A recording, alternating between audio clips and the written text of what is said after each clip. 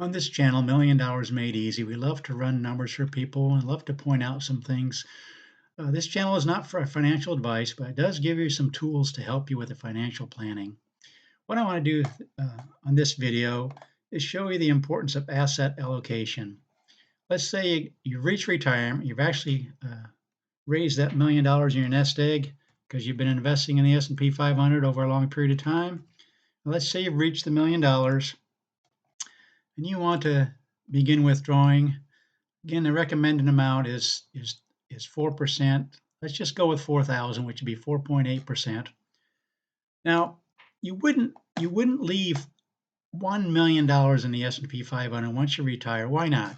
Because you may hit a down stretch like 1929, and so you're taking this 48,000 out of the S&P 500, knocking it down even faster, so that when it finally does come back, which it always has, you have less money for it to benefit from these up 53, up 47, up 33. So I want to do a couple other things. Let's just go with a 20%. In other words, leaving 80% in the S&P 500. We're going to put 20% of that in over what we call a cash reserve account, CD, whatever you might use for a different bucket, like they like to call it. Let's say in this bucket, whether it's a CD or some kind of bond or whatever, you're going to get 3%. So here's what's going on here. For example, in 1929, this 48,000 is not coming out of the 800,000. It's already dropped 8%, up down 24%. You want this 48,000 coming out of the 200,000, because that's knocking that down. And that'll absorb these losses when the market's going down. Let's do let's go with 30%. The reason I'm doing this, because especially in the 1930s, you can see by the time you get down here in this stretch, this has already been knocked down, so you're not even able to benefit from that. So it is starting to come back out of there. So let's go with 30%. That would mean even then, by the time you get down, let's go with 40. Good old typical 60-40 split. Then you'd have the money, even if you had all these down years. When the down years are going down, it's coming out of this cash reserve account, not coming out of the S&P 500. So this can stay up there as much as possible. So when the market does come back, what I want to show you, this was 1929. Given this scenario, a 60-40 split, even in 1929, as bad as 1929 was, you would not run out of money. Look at this right here.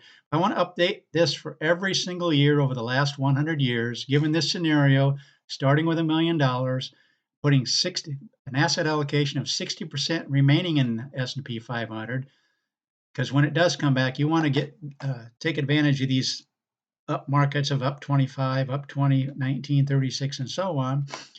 And you wouldn't run out of money according to this. This is 1929 numbers. In fact, you wouldn't run out of money in any scenario. That's the 0 for 20 years and 0 for 30 years. Now, if we go much higher than this 4.8%, that's when we run into some issues. For example, if we go to 5,000, then it wouldn't last in 1929, even with this 60-40 split. Let's see if there's any other years it might not last either. Probably 1930. Yeah, 1929 and 1930, there's 3 times in the last 100 years taking out 5,000. That would be 6%. That's why most people recommend, most financial advisors, which I'm not one, recommend sticking closer to the 4% rule. So these 3 years, I know from memory that 1929, 1930, and also in the year 2000, because the year 2000 had 3 down years, plus they got hit when 2008. So that's why this ran out of money, because you're going down here taking out this 5,000 a month.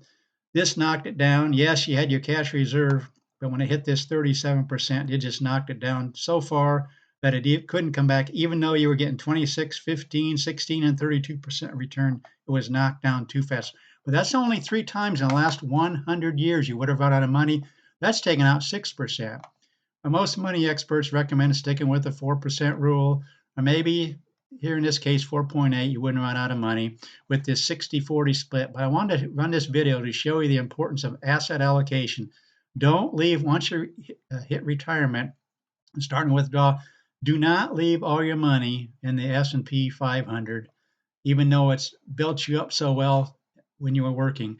When you reach retirement, you don't want to have these years where you're taking it out of the S&P 500. And one other thing I've mentioned, to get this 400,000, do not do it all at once. In other words, okay, I've reached retirement. I got $1 million. I'm just slip 400,000 over here. No, you want to do that gradually too. Here's what I'm talking about. In good years, go ahead and take some out. You do not want to take the 400,000 out when the market's going down because you're selling low. You want to take it out when the market's gone up, so you're selling high, and that's how you're going to fund this amount to get up to 400,000. Maybe do 100,000 a year out of here, and then that would build this up to 400,000 or whatever ratio you just, whatever asset allocation you decide. If it's a 70-30, then of course you'd just be going with 300,000. But build it up in the good years. Do not sell when the market's going down, because then you're selling low. Hopefully this makes sense.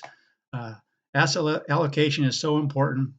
As you can see, our channel is called $1 Million Made Easy. Please consider subscribing. Tell your friends about these numbers. I'll run any numbers you want, and we'll look at different scenarios to help you with your planning, just using these simple tools, these simple spreadsheets.